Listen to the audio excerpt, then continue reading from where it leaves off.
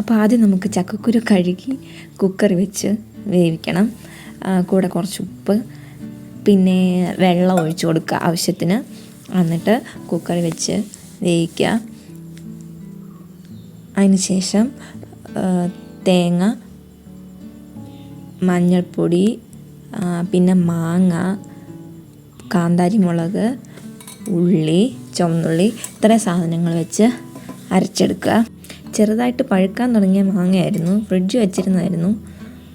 എങ്കിലും കുഴപ്പമില്ല, പുളിയൊക്കെ കാണാൻ സാധ്യതയുണ്ട്.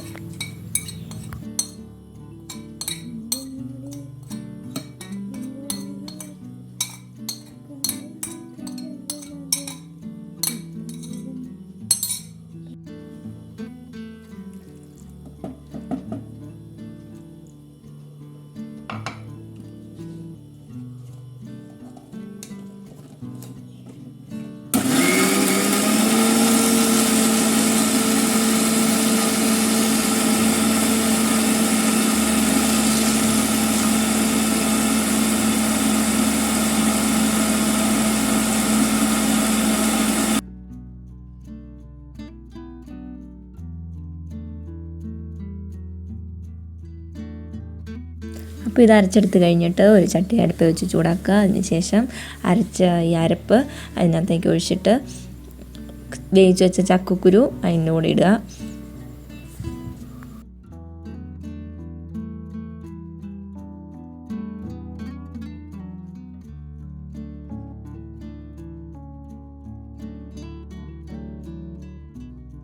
അതിന് ശേഷം ഇത് ചക്കക്കുരു നന്നായിട്ട് ഉടച്ചു കൊടുക്കുക. നന്നായിട്ട് നല്ലപോലെ വെന്ത് പോയതാണെങ്കിൽ ഉടച്ചു കൊടുക്കേണ്ട കാര്യമില്ല.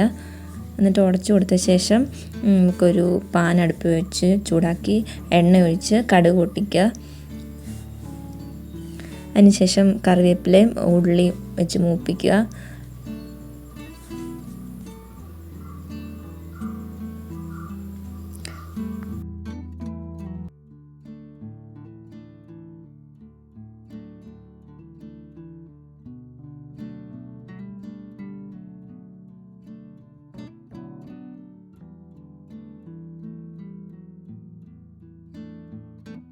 നന്നായിട്ട് മൂത്ത ശേഷം അത് ആ ചാറിലേക്ക് എടുത്ത് ഒഴിക്കുക. അപ്പം നമ്മുടെ ചക്കക്കുരു മാങ്ങ ഇവിടെ റെഡി ആയിട്ടുണ്ട്. ഇനി ഇത് ടേസ്റ്റ് ചെയ്ത് നോക്കാം അല്ലേ.